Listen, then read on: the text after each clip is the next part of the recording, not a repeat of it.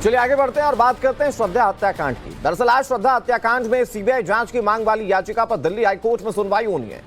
याचिकाकर्ता ने दलील दी कि जरूरी उपकरण और तकनीक के अभाव में दिल्ली पुलिस मामले की ठीक से जांच नहीं कर पाएगी। वहीं दूसरी तरफ दिल्ली पुलिस को आफ्ताब के पॉलीग्राफी टेस्ट की इजाजत साकेत कोर्ट से मिल गई है। बस आफ्ताब की रजामंदी का इंतजार किया जा रहा है। आफ्ताब की रिमांड भी आज खत्म हो रही है, जिसकी वजह से उसे आज कोर्ट में पेश किया जाना है। इसी दौरान दिल्ली पुलिस आफ्ताब से पॉलीग्राफी टेस्ट पर रजामंदी भी कोर्ट के सामने ले लेगी।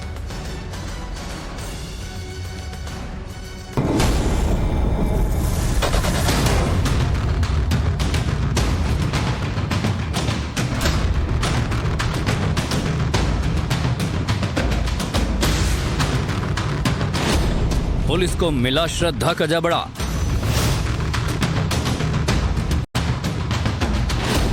तालाब में श्रद्धा के सिर की तलाश।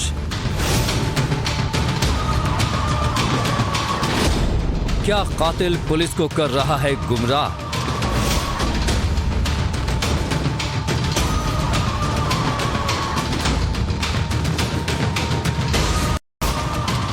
बहुचर्चित श्रद्धा मर्डर केस की मिस्ट्री सुलझते नहीं सुलझ रही है। हर बीते दिनों के साथ केस उलझती ही जा रही है। हालांकि पुलिस सबूतों की तलाश में लगातार खाक छान रही है। पुलिस ने अब तक कई हड्डियां बरामद जरूर की हैं, लेकिन ये दावा नहीं किया जा सकता कि ये हड्डियां श्रद्धा की ही हैं।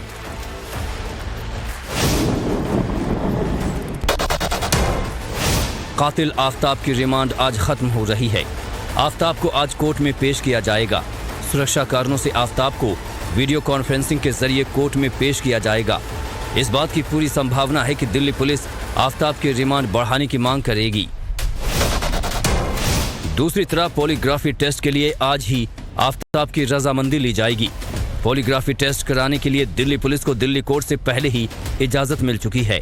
बताया जा रहा है कि पुलिस रोहिणी एफएसएल जाकर पॉलीग्राफी टेस्ट की प्रक्रिया को आगे बढ़ा सकती है। जांच के दौरान अब तक पुलिस बॉडी पार्ट्स मिले हैं, उसे फॉरेंसिक जांच के लिए भेजा गया है। दिल्ली पुलिस की टीम आज फिर मेहरौली के जंगल और तालाब में सबूत तलाश सकती है।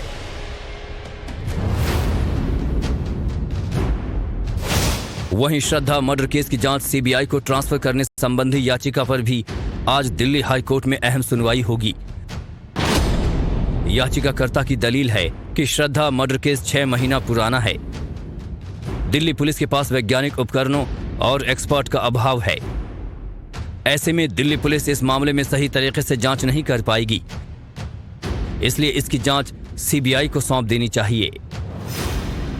दिल्ली हाईकोर्ट के चीफ जस्टिस सतीश चंद्र शर्मा और जस्टिस सुब्रमण्यम प्रसाद की बेंच याचिका पर सुनवाई करेगी। दिल्ली पुलिस की टीम लगातार सबूत तलाशने में जुटी है। पुलिस को अब भी श्रद्धा के सिर, हाथ और बाकी हिस्सों की तलाश है। हालांकि इसी बीच पुलिस को बड़ी कामयाबी हासिल हुई है। बताया जा रहा है कि पुलिस को श्रद्धा वॉकर का जबड़ा और खोपड़ी का हिस्सा मिला है। कुछ दांत भी मिले हैं, साथ ही कई अन्य हड्डियां भी बरामद हुई हैं।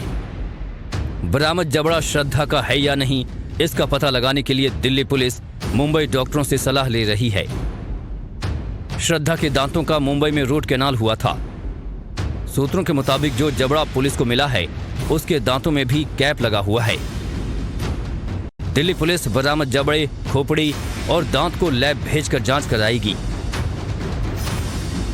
पूछताछ में कातिल आफ्ताब ने खुलासा किया कि उसने श्रद्धा के सिर को मैदान गढ़ी इलाके के तालाब में फेंका था, लिहाजा तालाब खाली कराने की बात कही जा रही है।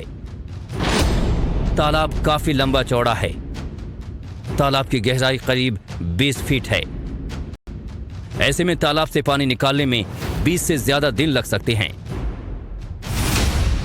आफ्ताब न केवल कातिल है, बल्कि उसका दिमाग भी काफी शातिर है। वो बार बार पुलिस को गुमराह करने की कोशिश कर रहा है। हत्याकांड की कई कड़ियां अभी तक उलझी हुई हैं, जैसे श्रद्धा का सिर अभी तक नहीं मिला है। ऐसे में आफ्ताब से राज उगलवाने के लिए पुलिस ने नार्को टेस्ट की तैयारी कर ली है। हालांकि कातिल आफ्ताब का नार्को टेस्ट से पहले पॉलीग्राफ टेस्ट कराया जाएगा। उम्मीद है कि पॉलीग्राफी टेस्ट से कई राज सामने आ सकते हैं। ब्यूरो रिपोर्ट, टाइम्स नाउ नव भारत। बात उस केस की जिसने पूरे हिंदुस्तान को हिलाकर रख दिया है। आफ्ताब का पॉलीग्राफी टेस्ट करवाने की मंजूरी मिल गई है। पहले आफ्ताब का पॉलीग्राफी टेस्ट होगा, उसके बाद आफ्ताब का नार्को टेस्ट किया जाएगा, जिस पर पूरे देश की निगाहें टिकी हुई हैं, क्योंकि इसी टेस्ट से श्रद्धा के कत्ल के राज खुलेंगे। नार्को टेस्ट कैसे होगा? क्या नार्को टेस्ट से आफ्ताब बच भी सकता है? नार्को टेस्ट में आफ्ताब से क्या सवाल पूछे जाएंगे? इस पर एक बेहद खास रिसर्च की है। एक्सपर्ट्स के साथ ये रिसर्च क्या कहती है, आप देखिए और समझिए हमारी इस रिपोर्ट के जरिए।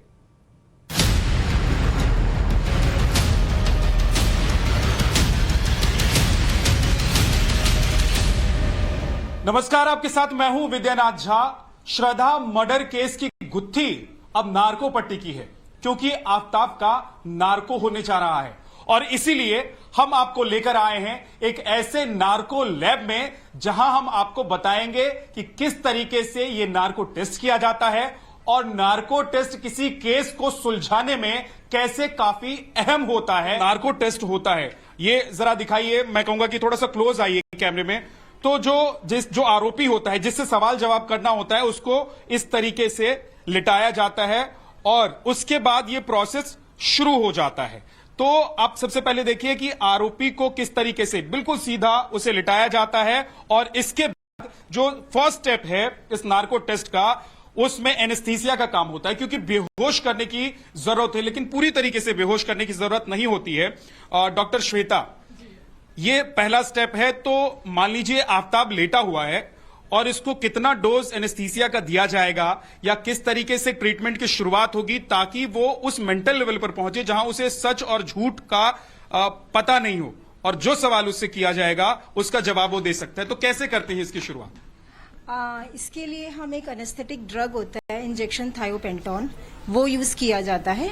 हम ओटी में या एनेस्थीसिया के लिए तो बड़ी हायर डोज देते हैं, लेकिन नार्को टेस्ट के लिए हमें सिर्फ पेशेंट को स्टेज 2 ऑफ एनेस्थीसिया में पहुंचाना होता है। स्टेज 2 अगर मैं कॉमन मैन के लिए समझाना चाहूँ, वो ऐसी अवस्था होती है नींद की कि पेशेंट उसमें काम रहता है, सोता है, लेकिन जगा दिया जा सकता है और जवाब दे सकता है जो हम क्वेश्चन पूछना चाह रहे हैं। मतलब वो पूरी तरीके से बेहोश नहीं होता, जैसे हम ऑपरेशन में कर देते हैं कि उसको फील नहीं हो, कहीं से टच करें आप या उससे बात करें तो वो बात नहीं कर पाता।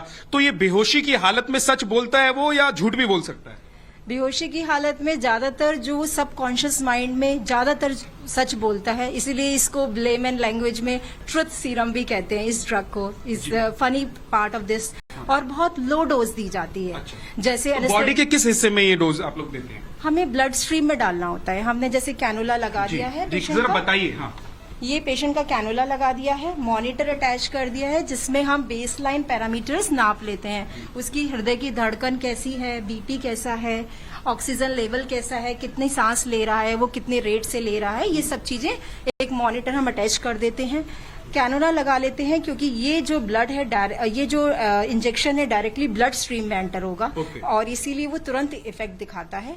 और अच्छा, मैं जरा एक बार दिखा देता हूं कि देखिए, जब एक बार एनेस्थीसिया दे दिया जाता है तो मॉनिटर होती है और वो मॉनिटर जो होता है उस पर हम क्या क्या देखते हैं, कौन कौन से पैरामीटर्स हैं बॉडी के जो इस पर हमें नजर रखनी होती है जब हम सवाल जवाब कर रहे होते हैं? इसमें मेन पैरामीटर्स हृदय की धड़कन है जिसे हम हार्ट रेट कहते हैं, ब्लड प्रेशर है, रेस्पिरेटरी रेट है, मतलब वो कितनी रेट से सांस ले रहा है, और ऑक्सीजन लेवल सारी। ठीक है। इसके बाद अब बारी आती है, आप आ जाइए प्लीज यहां पर। इसके बाद बारी आती है कि भाई हम इस पेशेंट के साथ कैसे बिहेव करेंगे और वो कैसे रिएक्ट करेगा। डॉक्टर आशमा, आप बताइए कि कैसे जब एनेस्थीसिया लगा दिया जाता है तो आरोपी के दिमाग में क्या पहले से तो ये चल रहा होगा कि अब वो उस हाल में जाने वाला है या उसको थोड़ी सी बेहोशी की हालत में रखा जाएगा तो सवाल जवाब होंगे, तो उसके दिलो दिमाग में क्या चल रहा होगा उस वक्त, क्या चलता है? देखिए, अब उसके दिमाग में क्या चलता है इसी को पकड़ने के लिए नार्को टेस्ट किया जा रहा है, जिसमें जैसे डॉक्टर श्वेता ने बताया कि हम लोग उसमें मेडिसिन देते हैं, इंजेक्शन देते हैं, उसको सबकॉन्शियस ऐसा रखते हैं कि वो ना जगा हुआ हो ना सोया हो, ताकि हम सारी चीज को असेस कर सके, जो भी हमारे क्वेश्चंस हैं उससे पूछ सके, उसका जवाब ले सके। जी देखिए, जरा मैं दिखाना चाहूंगा कि इस तरीके से एक कैमरा भी होता है और वो कैमरा जो है वो इस नार्को टेस्ट के जरिए जितने भी सवाल किए जाते हैं, जवाब मिलता है, वो सभी रिकॉर्ड किया जाता है। ऐसा नहीं होता कि जो सवाल करने वाला ऑफिसर है या क्वेश्चनायर जो तैयार किया गया है किसी आरोपी के लिए, उससे सवाल जवाब होगा और वो हाथ से लिख के चला जाएगा, ऐसा नहीं होता। कैसे होता है विधभूषण जी? ये मान लीजिए आफ्ताब लेटा हुआ है, इससे हम सवाल करेंगे तो इस सवाल जवाब को क्या ऑन रिकॉर्ड जो रखा जाता है वीडियो पर वो अदालत में काम आता है, इन्वेस्टिगेशन में काम आता है? देखिए, पुलिस इन्वेस्टिगेशन के दौरान में 3 तरह के टेस्ट इस तरह के इन्वेस्टिगेशन में होते हैं। एक नार्को एनालिसिस टेस्ट, जैसा मैडम ने बताया अभी आपको, ट्रुथ सीरम दिया जाता है। उसके अलावा ब्रेन मैपिंग होती है, उसके अलावा पॉलीग्राफी टेस्ट होता है। तीनों टेस्ट अलग अलग पैरामीटर्स पर होते हैं। और चूंकि इसमें लीगल पहलू, क्योंकि इसमें सुप्रीम कोर्ट ने हेल्ड किया है कि पेशेंट की बिना कंसेंट के आप उसका कोई भी बॉडी के टेस्ट नहीं कर सकते। डॉक्टर डी के गुप्ता हमारे साथ हैं। डॉक्टर साहब थोड़ा सा आगे आइए। और सवाल यही है कि देखिए, कुछ तो ऐसे सवाल होते हैं जो बहुत नॉर्मल सवाल हैं, जनरल सवाल हैं जो किए जाते हैं, लेकिन कई महत्वपूर्ण सवाल होते हैं और वो सवाल अलग अलग केस में डिफर होते हैं, वो अलग अलग तरीके से किए जाते हैं। लेकिन जब एक पेशेंट एनेस्थीसिया देने के बाद अब इस हालत में है कि वो कॉन्शियस नहीं है पूरी तरीके से, अब उससे सवाल जवाब किया जाएगा, तो एक डॉक्टर होने के नाते वहां जो डॉक्टर टीम मौजूद होती है तो वो किस तरह से निगरानी रखती है और कैसे सवाल जवाब उससे किया जाता है? कैसे आप लोग पकड़ते हैं कि ये जो बोल रहा है वो सच बोल रहा है या झूठ बोल रहा है? देखिए, किसी भी क्राइम को इन्वेस्टिगेट करने के लिए हमें पता होना चाहिए कि असली कारण क्या था। असली कारण पता करने के लिए हम उस मरीज को स्टूबरस कंडीशन, मतलब आधी बेहोशी की अवस्था में ले जाते हैं, जिससे वो उसका जो टेक्टिकल ब्रेन है, जो लॉजिकल ब्रेन है, वो उसका काम कम हो जाता है। मतलब वो चालाकी और वो तेज पना करना वो कहीं ना कहीं कम करता है। उसकी वजह से हमें उम्मीद ऐसी होती है कि जब हम ऐसे सवाल पूछेंगे उस बेहोशी की अवस्था में, तो वो मोस्ट प्रोबेबली संभवतः सही आंसर देगा। उसमें जो शुरुआत करते हैं, जैसा बोला कि उसमें हम लोग नॉर्मली रैपो बिल्डअप करते हैं पहले मरीज के साथ। तो देखिए, हमारे साथ एक आरोपी रूपी व्यक्ति यहां पर मौजूद है। डॉक्टर साहब थोड़ा सा आगे आइए और मैं अपने वीडियो जर्नलिस्ट को कहूंगा कि वो यहां आगे तक आए। डॉक्टर साहब, आप कैसे सवाल जवाब करेंगे? ये जो आरोपी है वो लेटा हुआ है, वो बेहोश है, उस कंडीशन में नहीं है कि वो उठकर बैठ सकता है, लेकिन सवाल जवाब कर सकते हैं आप उससे। तो पहला क्या सवाल होगा और किस तरीके से जवाब? देखिए, पहले हमने इसको इंजेक्शन दे दिया है, हमने कंफर्म कर लिया कि स्टूपरस अवस्था में पहुंच गया। थोड़ा टच करके देखे कि पूरा तो नहीं सोया है, आधा। क्या नाम है आपका? क्या नाम है आपका? आफ्ताब। कहाँ रहते हैं? दिल्ली। किसको जानते थे? आपकी गर्लफ्रेंड का नाम क्या है? श्रद्धा। आप जानते हैं उसको? कब से जानते थे उसको? बहुत। इससे पहले लास्ट कब मिले थे उससे? तो इस तरीके से सवाल जवाब होते हैं। हम ये देखते हैं कि जब सवाल, देखिए इसकी हार्ट बीट बढ़ रही है, ठीक है, तो जब ऐसा होता है कि जब कोई बंदा झूठ बोल रहा होता है तो नॉर्मली हमारा ब्रेन जो है ना, उस समय झूठ बोलने की कोशिश कर रहा होता है, तो कुछ हमारा जो नर्वस सिस्टम का पार्ट है वो उस समय एक्टिव होता है और उस समय उसकी हार्ट रेट है, मतलब हृदय की गति है वो बढ़ जाती है। जैसे उस समय 100-110 के ऊपर पहुंच जाएगा, जब नॉर्मली 80 के आसपास चल रहा है। उसका रेस्पिरेशन, जो सांस की गति नॉर्मली 15 से 16 है, वो 20-22 से 25 पहुंच जाती है। उसका सेचुरेशन हो सकता है फॉल हो जाए, ठीक है। उसके अतिरिक्त उसकी जो क्या नाम है, इसमें ब्लड प्रेशर है वो बढ़ सकता है, बिकॉज उसको टेंशन हो रही थी जब जो झूठ बोल रहा होता है। तो ऐसे कई सारे पैरामीटर्स हैं जिनको हम साथ में जो साइकेट्रिस्ट हैं वो देखते रहते हैं कि जब वो बोल रहा है तो वो किस तरह से बोल रहा है, उसके हाव भाव कैसे हैं। जब हमने सवाल पूछा तो नॉर्मली देखते हैं कि कुछ तो उसे स्पॉन्टेनियस आंसर दे दिए। अगर कोई सवाल में ऐसा पूछ रहे हैं जिसमें झूठ बोलने की कोशिश करता, तो वो हो सकता है थोड़ा टाइम ज्यादा ले, टर्न अराउंड टाइम ज्यादा हो। उस समय सोचने, उस समय हम देखेंगे क्या उसके जो वाइटल पैरामीटर्स हैं उनमें कुछ फ्लक्चुएशन है, चेंज आ रहा है। अगर वो चेंज आ रहा है और वो सोच के सवाल आंसर दे रहा है तो इट मींस हो सकता है वो सवाल गलत, आंसर गलत हो उसका। तो ऐसे सवाल बार बार किए जाते होंगे। मुझे लगता है नियमपाल जी, आपने तो कई इस तरह के इन्वेस्टिगेशंस किए हैं, आप दिल्ली पुलिस में रहे हैं, एसीपी, और इस तरह के केसेस जब आते हैं तो आप लोग नार्को टेस्ट के दौरान कौन कौन से ऐसे सवाल होते हैं जो आप लोग सबसे पहले जानना चाहते हैं, जिसका जवाब पूछना चाहते हैं? देखिए, जब नार्को टेस्ट जो है, ये प्रोसेस ऐसा है कि जो पहले डिस्क्लोजर किया है पुलिस के सामने, उसका ऑथेंटिकेशन क्या है, उसको कोरोबोरेटिव करने के लिए नार्को टेस्ट किया जाता है। तो इसमें जितने भी क्वेश्चन बनाए जाते हैं, 25, 30, 50 जितने भी हैं, शॉर्टेस्ट फिगर होती है, ज्यादा नहीं होते, ज्यादा लेंथी नहीं होते। तो छोटे क्वेश्चन जो पूछे जाते हैं, हाँ या ना में, ज्यादा लंबा नहीं, उससे क्या है कि डिस्टर्ब हो जाता है वो सिस्टम। क्वेश्चन भी 2-3 तरह के, जैसे यस या नो क्वेश्चन हो गए, प्रोविंग क्वेश्चन हो गए, क्रोदना, मतलब जाके और डीपली जाना उसमें कि कहीं आप गए थे, मिले थे, तब किया, तो उसको पूरा चेन ऑफ इवेंट्स को जोड़ने की कोशिश करना। तो कुछ होते हैं पॉजिटिव नेगेटिव, कुछ ओपन एंडेड होते हैं जिसमें ओपन एंडेड है, जिसमें घुमा फिरा के बोलता है, कुछ क्लोज एंडेड होते हैं जिसमें सिर्फ यस या नो बोलेगा, कुछ टाइम बताएगा, कुछ होते हैं प्रोबिंग क्वेश्चन होते हैं, जब हम परतें खोलनी होती हैं किसी क्राइम की तो उसमें प्रोबिंग क्वेश्चन। और इस केस में भी परतें ही खोलनी पड़ेंगी, है ना वेदभूषण जी? मुझे लगता है क्योंकि आप तो बहुत क्लोजली फॉलो कर रहे हैं इस केस को, तो सबसे महत्वपूर्ण सवाल मुझे जो लग रहा है वो ये होगा किसी भी इन्वेस्टिगेशन टीम के लिए कि जिस रात उसकी कत्ल की गई, श्रद्धा की कत्ल की गई, उस रात क्या हुआ था। तो सबसे पहला सवाल मुझे लगता है यही पूछा जाना चाहिए कि उस रात हुआ क्या था, झगड़ा हुआ था या नहीं हुआ था, गुस्सा क्यों हो गए, इस तरह के सवाल होंगे। देखिए, जो सवाल होते हैं इस तरह से प्रिपेयर किए जाते हैं। इन्वेस्टिगेटिंग जो टीम है उनकी जिम्मेदारी है कि क्वेश्चन, लीडिंग क्वेश्चन ना पूछें, अदरवाइज कंफर्टेबल जोन में आ जाएगा और जवाब अकॉर्डिंगली वो उसके माइंड में होंगे, वो दे देगा।